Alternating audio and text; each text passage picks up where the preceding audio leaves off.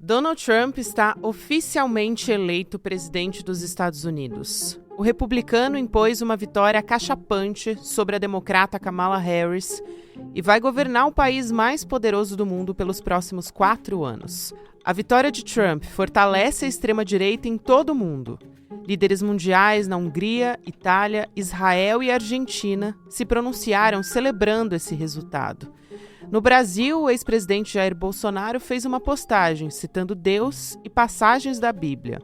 Bolsonaro tenta se agarrar a Trump para conseguir anistia e voltar para o jogo político. Trump tem prometido um governo mais radicalizado, defendendo o ultranacionalismo e uma agenda de privilégio aos brancos dos Estados Unidos. Quarta-feira, 6 de novembro de 2024.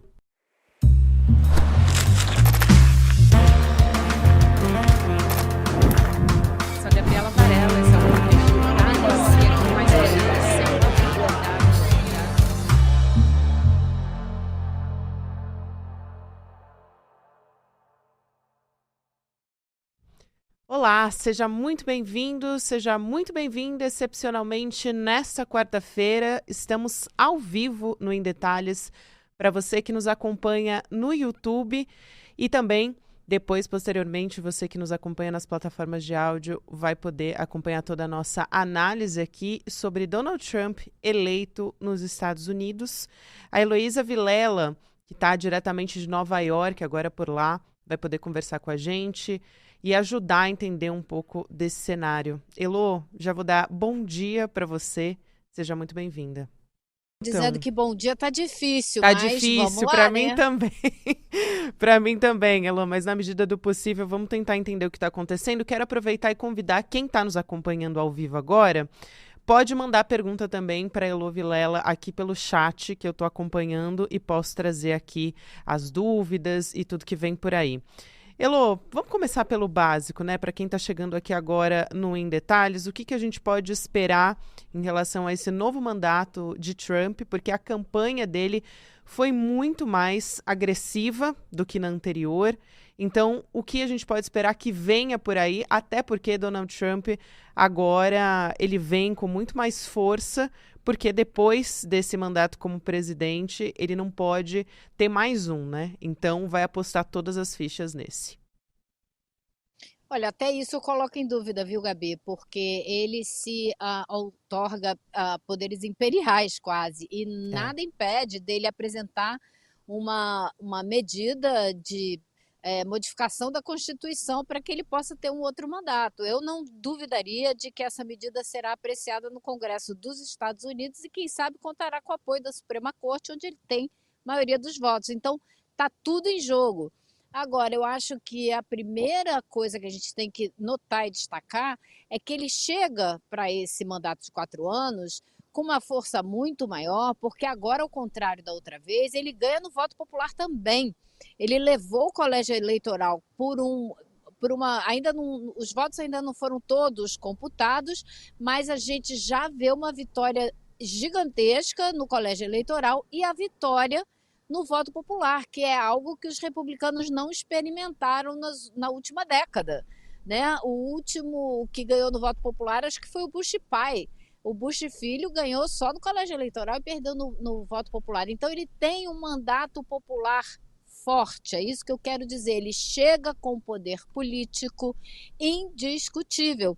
E é um poder que não é do Partido Republicano, é um poder do movimento Donald Trump. E acho que é isso a primeira coisa que a gente tem que entender, é que ele é o representante de um movimento, ao contrário de Kamala Harris, que é representante do Partido Democrata. E isso faz muita diferença para um eleitorado que está absolutamente desencantado com a política institucional. Essa é uma das grandes bases da força de Donald Trump, representar um movimento de insatisfação, como a gente diz no Brasil, com tudo isso que está aí. É um pouco isso que ele representa. Um pouco não, é muito isso que ele representa. Além, claro, de outros fatores que a gente vai destrinchar aqui, né, Gabi? Nossa, sem dúvida, Elo, você traz tantos pontos importantes. Mais um que eu gostaria de trazer a excepcionalidade também na história dos Estados Unidos de um presidente que vai chegar à Casa Branca com uma condenação criminal, né, respondendo a diversos processos na justiça. Eu queria saber as consequências disso e também de não existir uma punição por conta do Capitólio. Existem provas robustas contra o Donald Trump e ele poderia, nesse processo todo, nos últimos anos, ter ficado inelegível, por exemplo, né? Então, qual a consequência disso? E acho que isso acende um alerta muito grande para a gente aqui no Brasil, então talvez fazer esse paralelo também. Para Bolsonaro, isso ajuda ou atrapalha? Porque também as nossas instituições podem ficar mais alertas para a necessidade de ter uma condenação de Jair Bolsonaro, né? Esse eu acho que é o ponto número um de ligação entre Brasil e Estados Unidos e de diferenças também, né? Porque aqui a gente sabe, a gente tem uma Suprema Corte onde a maioria dos votos está com Trump porque ele colocou essas pessoas na Suprema Corte. Foi assim que ele conseguiu derrubar o direito ao aborto, que já tinha 50 anos aqui. Não quer dizer que todos esses juízes ficaram com ele para qualquer medida, tá? Isso deve ser ressaltado. Porém, ele leva uma vantagem comparativa. Esse é o primeiro ponto. Agora, o Trump, só para as pessoas terem assim, clareza do que ele enfrenta, existe um processo na Geórgia porque ele telefonou pessoalmente. Esse telefonema vazou, já foi apresentado no Congresso, foi apresentado para toda a população, a voz do Trump, indiscutivelmente, dando bronca no secretário de Estado da Geórgia, que é quem organiza as eleições, e pedindo a ele, arruma aí 10 mil votos ou 11 mil votos para mim, que era a diferença de votos dele para o Joe Biden. E ele pedindo claramente para o cara fraudar as eleições para fortalecê-lo, para favorecê-lo. E ele não fez isso, e aí depois entrou na justiça e tem esse caso que o Trump ainda vai enfrentar esse caso. Porém, Gabi, olha o que a demora no trabalho da justiça pode produzir. Ele até hoje não foi ainda julgado por essa história, que ele é obviamente culpado.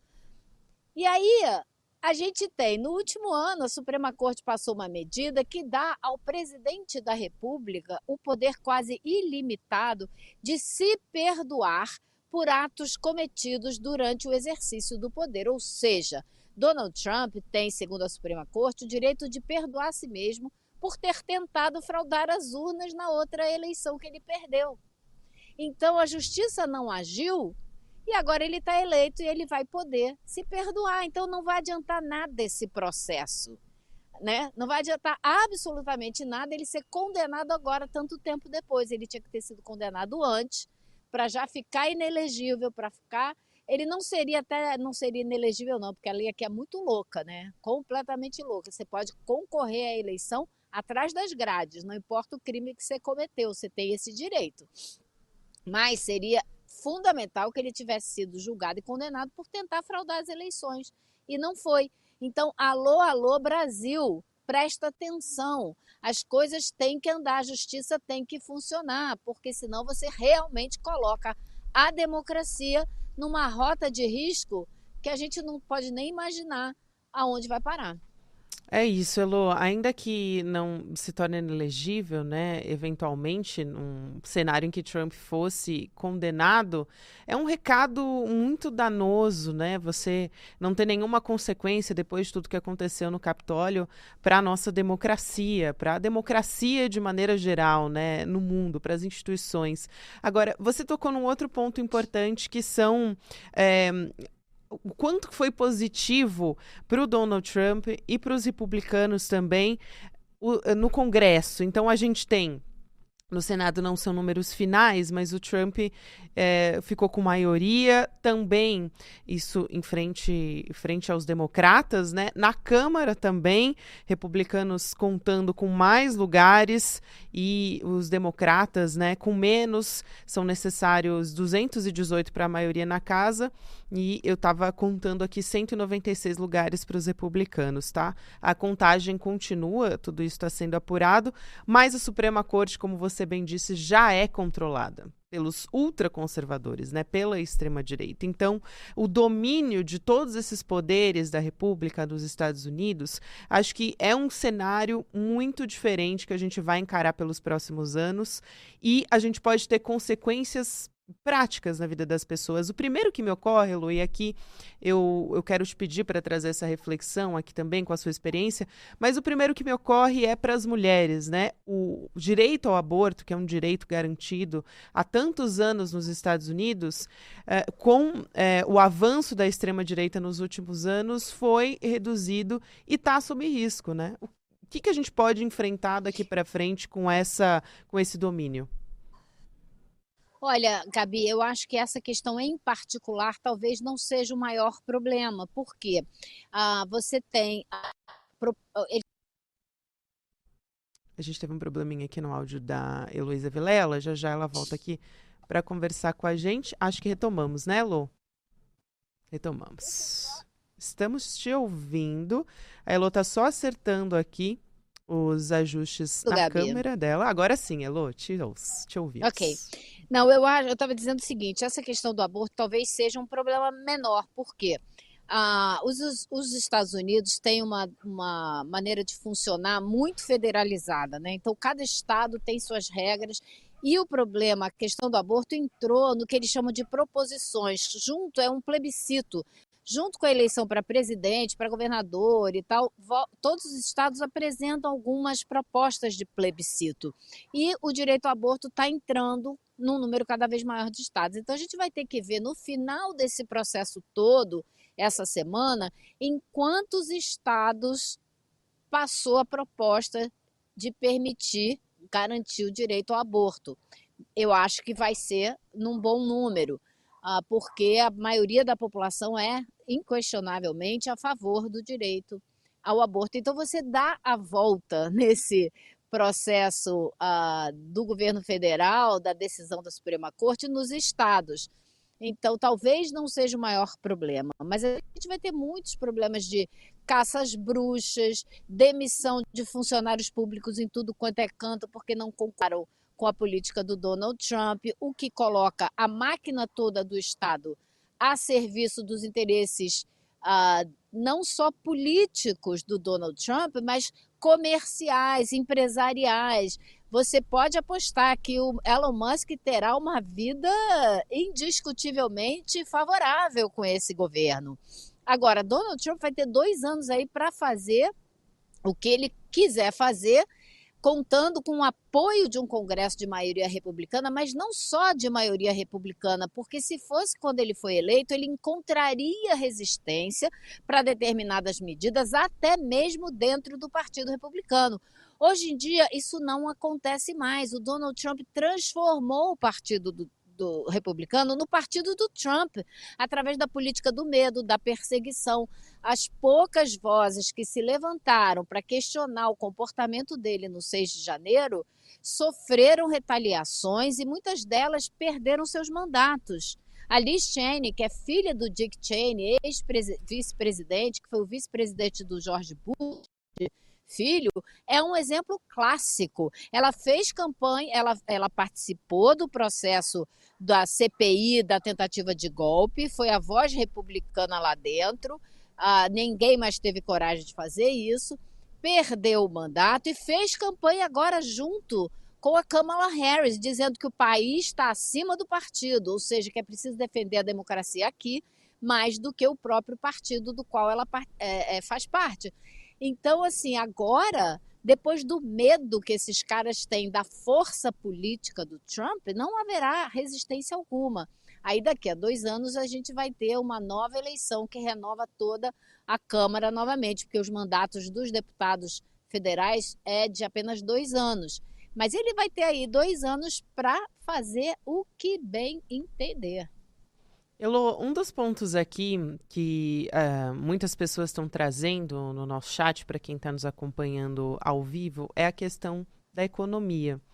Agora, como que, na prática, a população está sentindo tudo isso? Porque a gente tem uma economia, de certa forma, né, a economia americana, de maneira geral, ela não está ruim, mas tem a questão da inflação. Então, essa dicotomia, talvez, entre os números deles, o que explica esse sentimento que a população tem também, né? A população enfrentando um aumento de preços, de olho nas contas do supermercado. Por que a população tem a saudade do último mandato do Donald Trump? Eu não sei nem se ela dele, mas ter saudade de um passado não muito distante, onde a ideia, né? Talvez a vida não fosse muito melhor, mas a lembrança é de que era melhor do que está hoje. Exato. E isso é verdade, se a gente olhar o que acontece no país, assim, você tem um desemprego baixíssimo? Tem. Mas qual é a qualidade desses empregos? Qual é o salário desses empregos? São bons salários? São bons empregos? Não são. Na sua maioria, não são. Existe um achatamento, um empobrecimento crescente da classe média, né? A redução dessa. A classe média era um colchão enorme dentro da economia dos Estados Unidos e está sendo cada vez mais exprimida. Desde quando? Desde Ronald Reagan. Desde que Reagan foi eleito aqui, Margaret Thatcher foi eleita na Grã-Bretanha, que a gente vê esse achatamento, porque a entrada do neoliberalismo, o avanço do conservadorismo, a ideia de que o Estado tem que ser mínimo, tem que interferir o mínimo possível na economia, isso foi ganhando tração, foi ganhando sem apoio científico nenhum de que a vida das pessoas melhora. Né? Não existe nenhuma pesquisa que mostre isso, não existe nenhuma pesquisa que comprove a teoria do trickle-down economics, que era a teoria que o Ronald Reagan defendia, que você aumenta a concentração. Olha que loucura isso, é aquela coisa do bolo crescer para repartir depois, mas um pouco piorada. A ideia é assim, você aumenta a concentração de renda lá no topo da pirâmide, que eventualmente aquilo vai transbordar e cair aqui para baixo. E isso tomou conta da ideologia que isso vem sendo praticado mais e mais. Então, quem sempre sai ganhando é quem está lá em cima. O Trump veio e cortou imposto para a camada mais rica da população, não foi para a classe média. Então, a classe média vem sofrendo seguidamente há décadas e está de saco cheio da política que não lhe dá resposta alguma. Não estou dizendo que o Trump vai dar e nem que ele deu quando ele foi presidente, porque não deu mesmo. Mas ele representa essa rebeldia, essa insatisfação com o sistema de uma maneira mais geral. E também ele traz no pacote, né, essa saudade da América grande, como ele diz, onde quem é que comandavam? Eram os homens brancos, não tinha essa história de minoria, de respeitar os direitos dos grupos LGBTs, de promover a participação das mulheres. Então, isso tudo está sendo jogado fora com essa vitória do Donald Trump. É um retrocesso muito mais profundo do que a gente pode imaginar, muito mais profundo, e ele tem características bem objetivas, que é a insatisfação das pessoas com a realidade concreta, porque, Gabi, os números não falam tudo, o PIB pode aumentar, né? O desemprego pode cair, mas a vida real das pessoas... Agora, mas deu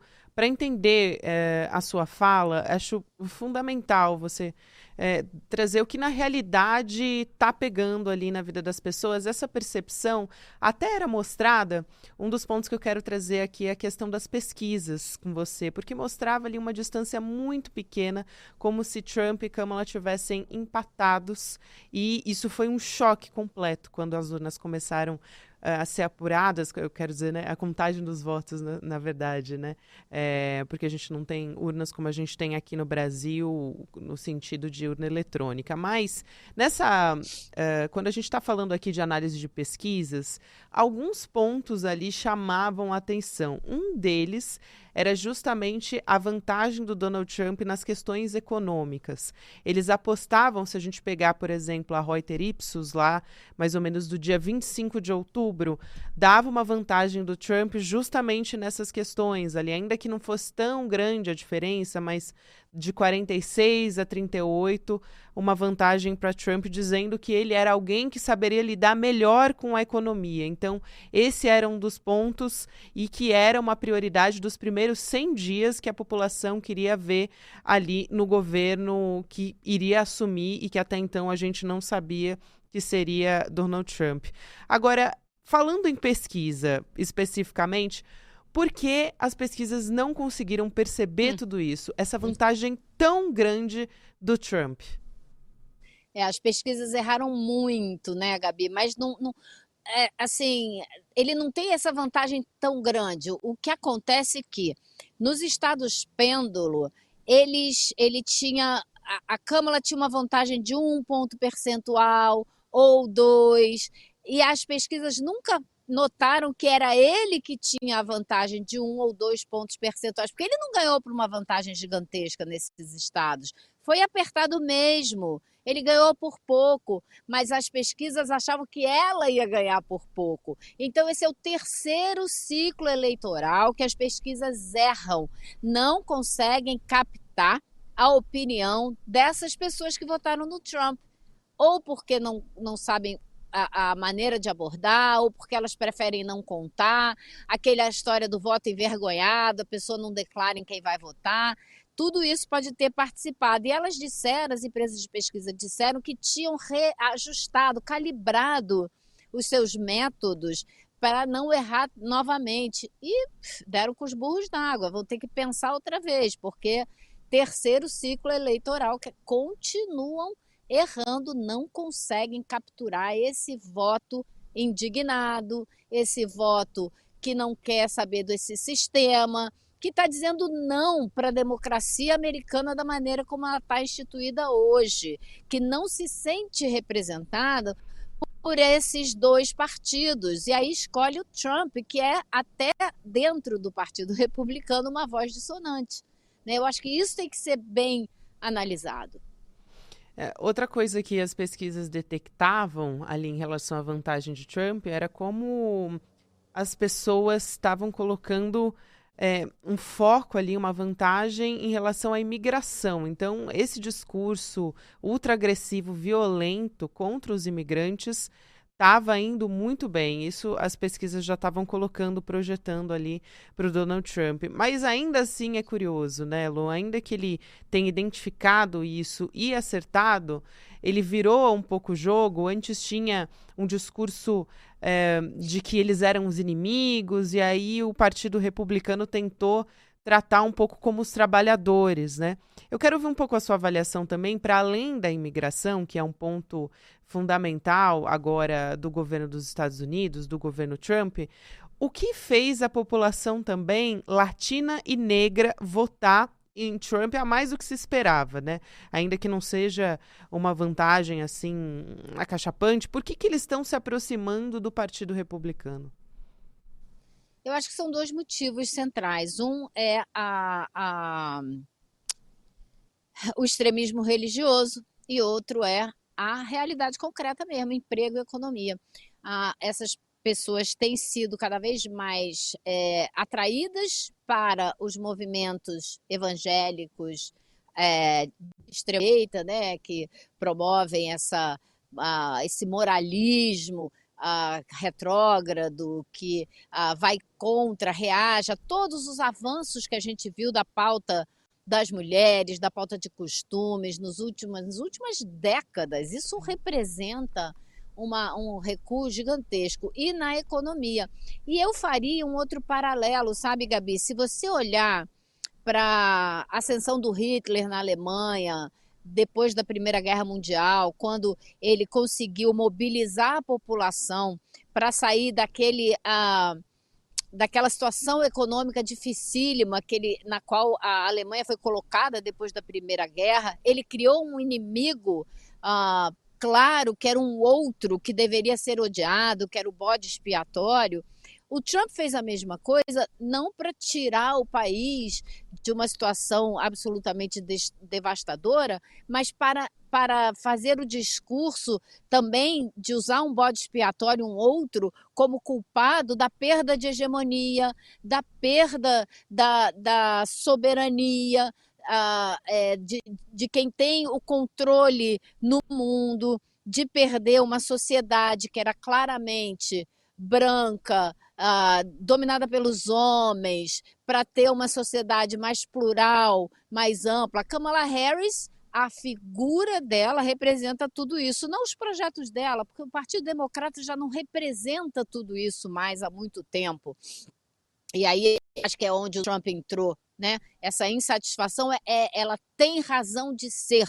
Esse sistema político está falido, esses dois partidos se alternando no poder e mudando pouquíssima coisa é uma ideia falida também. Então o país tem que olhar para como representar as populações que não se sentem representadas em nenhum dos dois partidos há anos. O índice de não participação nas eleições sempre foi gigantesco há muito tempo. Se você pensar que aqui nos Estados Unidos a média de participação nas eleições presidenciais sempre ficou ali entre torno de 50 e poucos %, é muito pouco das pessoas interessadas em eleger um presidente. Por quê? Isso tem que ser perguntado, porque elas não se sentem representadas por nenhum dos dois, nem pelo republicano, nem pelo democrata. Então isso tudo tem que entrar no cálculo também, sabe? Sem dúvida, Elô. Eu também quero perguntar a respeito do Partido Democrata, perdão. Imaginando agora qual é o futuro do partido, né? Porque parece que eles não perceberam durante a campanha eleitoral que a tecla a ser batida ali era a economia. Acho que esse é um ponto crucial, mas também a Kamala Harris ela foi apoiada muito fortemente pelo Obama. É uma derrota dele também, dentro do Partido Democrata. O que a gente pode... Qual é o caminho agora? O que acende um alerta grande no Partido Democrata se quiser ganhar a eleição a partir de agora, pensando em inverter esse cenário, também porque a gente vai ter 4 anos de avanço da extrema-direita, né? Então, vai ser ainda mais difícil. Eu já ouvi alguns analistas falando, por exemplo, de ter uma guinada ao centro. É esse o caminho mesmo, Elô? O que você acha? Bom, acho impossível o Partido Democrata ter uma guinada mais ao centro do que ele já está, né? Você imaginar que a Kamala Harris fez campanha junto com a Liz Cheney, filha do Dick Cheney, faz favor, mais até quase a direita do que isso, acho que é impossível. Então acho que O não é vice isso não. também? Acho que então, acho que a saída não é essa. A saída é o oposto, é a mesma coisa que eu falo pra gente aí no Brasil. O que é a saída para um partido como o PT? O que é a saída para um partido como o Partido Democrata? É o contrário de fazer o discurso da direita. É radicalizar, se aprofundar nas necessidades da população de fato e representar de fato a população. Porque isso é uma elite política que não representa, que não tem relação com a realidade da população dos Estados Unidos, que precisa parar para pensar e se reestruturar. O partido vai ter que se reestruturar se quiser ser competitivo eleitoralmente. Não vai ser repetindo os dogmas da direita e do centro-direita. Vai ter que estabelecer políticas claras para atender os anseios da população. Por que o Obama conseguiu mais popularidade? Ele conseguiu fazer um programa de saúde que atendeu problemas básicos da população na área da saúde. É isso, não adianta a Kamala Harris, depois de ficar 3 anos como vice do Biden, propor um programa de moradia que ela não fez e nem propôs enquanto estava no governo, entende? Então, assim, a população também não é trouxa, né? Não tá vendo aquela pessoa ali que nunca propôs nada nessa área, na hora da eleição propõe. Então, falta também ao Partido Democrata um movimento para chamar de seu, um movimento que realmente mobilize a população, que seja de fato representante dessa população. Essa história de vir de cima para baixo não está colando mais, as pessoas não estão aceitando, porque esse sistema não lhes diz respeito. E Antes da gente terminar, Gabi, antes que eu estiver perto da gente encerrar a conversa, você me avisa, porque eu queria ler um recado que está circulando Estamos pertinho, nos Elô. grupos. Vamos ler agora, então. Então eu queria falar para você o seguinte: recebi de uns amigos aqui um texto de uma feminista americana chamada Rebecca Solnit, que está dizendo o seguinte para as pessoas: olha, eles querem que você, porque as mulheres serão muito atacadas nesse governo, sabe, Gabi? Os LGBTs, as pessoas trans, as minorias todas. Então ela diz o seguinte: eles querem que você se sinta sem forças e capitule, mas você não vai permitir, você vai resistir. Você não vai desistir, nem eu. O fato de não podermos salvar tudo não quer dizer que não podemos salvar algo. E tudo que pudermos salvar vale a pena. Você pode precisar gritar, se afastar um pouco, mas você tem um papel a desempenhar. É bom agora somar bons princípios e bons amigos. É a ideia que se resumiu muito aí no Brasil, né, com o ninguém solta a mão de ninguém. É hora de reunir os amigos, é hora de se abraçar, é hora de dar força e defender o que a gente tem de melhor, que são os sentimentos positivos que a gente tem, os desejos que a gente tem para a maioria da população. É isso que a gente tem que fazer, é essa solidariedade, é a palavra mais importante dos próximos 4 anos aqui nesse país. Não vai ser fácil, mas tem briga pela frente. Elô, além de fazer uma análise política, trazer reportagem excepcional, ter um trabalho excepcional, você ainda traz uma dose de esperança para a gente nesse momento. E eu sei que está tão difícil para todo mundo que está trabalhando nessa cobertura, para todo mundo que está nos acompanhando no chat e acompanhando a apuração das eleições aí nos Estados Unidos. Um beijo para você, querida. Um bom trabalho. A gente se fala em breve. Até mais tarde. Quero lembrar você que a gente vai ter logo, logo a nova turma do Empreendedor Mestre, dia 14 de novembro, a gente está chegando aqui ao final, mas não quero deixar de trazer esse recado para você. Então, 8 horas da noite, no dia 14 de novembro, a gente vai ter uma super aula com o Eduardo Moreira sobre empreendedorismo e uma nova turma. O que vem por aí nessa nova turma do Empreendedor Mestre, você vai descobrir nessa aula. Fica o convite para você. Você pode se inscrever em Detalhes ICL.com.br. Obrigada a você que me acompanhou até aqui. Você fica com o Mercado Investimentos agora. E para você que nos acompanha nas plataformas de áudio, você pode nos ouvir em qualquer momento do seu dia. Obrigada e até amanhã. A Universidade de Harvard fez uma pesquisa que tem um resultado interessantíssimo. Uma história bem contada tem a possibilidade de aumentar em até 50% as vendas em relação a uma história mal contada de determinado produto. Mas não é só a venda de um produto que uma história bem contada pode ajudar. Ela pode ajudar as pessoas a se engajarem numa causa. Ela pode ajudar as pessoas a fazerem uma revolução. O poder das histórias é muito grande. E é por isso que no dia 14 de novembro, uma quinta-feira, às 8 horas da noite, no horário de Brasília, a gente vai lançar a nova turma do Empreendedor Mestre com a aula O Segredo das Vendas e da Persuasão. Como contar uma história que pode melhorar suas vendas, melhorar o engajamento das pessoas e te fazer alcançar o seu objetivo. Se inscreva agora gratuitamente nessa aula histórica e imprescindível. E no dia 14 de novembro a gente está junto. Um abraço.